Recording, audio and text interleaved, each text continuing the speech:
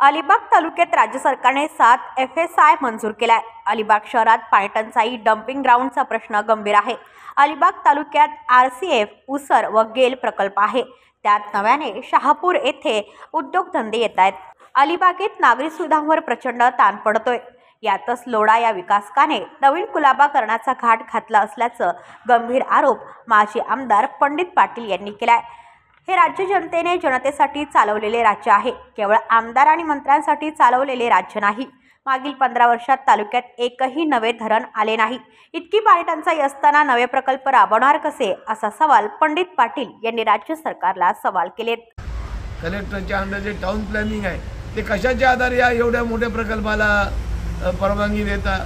अलिबाग तालुका MMRD मध्ये झालेला आहे, पण ते सिडको सारखी प्राधिकरण नाही मुंबई सारखा।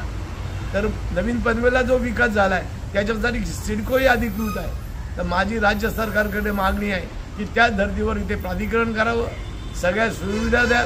माझ्या काय प्रकल्पाला विरोध नाही, पण त्याच्यातून होणारे जे मूळ स्थानिक आहेत, त्यात मुंबई ही आगरी कोल्यांची होती, पण तिथे गुजराती आणि जैन धर्माच्या लोकांचं प्राबल्य आहे। तशी अवस्था जर योग्य वेळी योग्य, पण याच्या विरुद्ध कोणच आवाज उठवत नाही। म्हणून मला ही लोढा बिल्डरची कालच गोष्ट समजली, पण आज हा प्रकल्प झाल्यानंतर ही सेकंड मुंबई का चौथी मुंबई होण्याचा प्रकल्प आहे। पण राज्य सरकारने प्रकल्प जरूर करावा। या लोढा बिल्डर या माझा शत्रू नाही, पण लोढा बिल्डरनी करताना पैसे कमवण्याच्या भरात स्थानिक लोकांना त्रास होणार नाही, पर्यावरणाचा समतोल राखला पाहिजे। दुसरी गोष्ट, वाधवानी बिल्डर यांनी मँग्रोव्हमध्ये भराव केला। अलिबाग तहसीलदार यांनी पोलीस स्टेशनला तक्रार केली, पण पोलीस स्टेशन त्याची दखल पण घेत नाही। म्हणजे हे बिल्डर लोक यांनी सगळी सरकारी यंत्रणा ताब्यात घेतली की याचा प्रश्न सर्वसामान्य माणसांना पडलाय।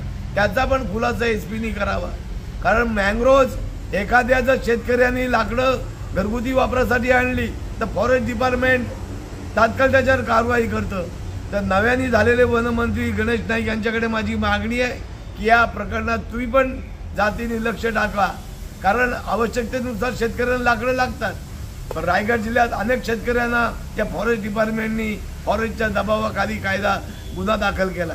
तर वाधवानी बिल्डर याच्यावरती सरकारचा अधिकृत अधिकारी तहसीलदार अलिबाग यांनी जो गुन्हा नोंदवला आहे त्याची कारवाई अलिबागचे SP साहेब का करत नाहीत याचा पण त्यांनी खुलासा करावा, अशी माझी या निमित्ताने मागणी। ब्युरो रिपोर्ट, रायगड, पनवेल वार्ता न्यूज। आपल्या परिसरातील बातम्या आमच्यापर्यंत पोहोचवण्यासाठी स्क्रीनवर दिलेल्या क्रमांकावर संपर्क साधू शकता। दूरध्वनी क्रमांक 8652414343।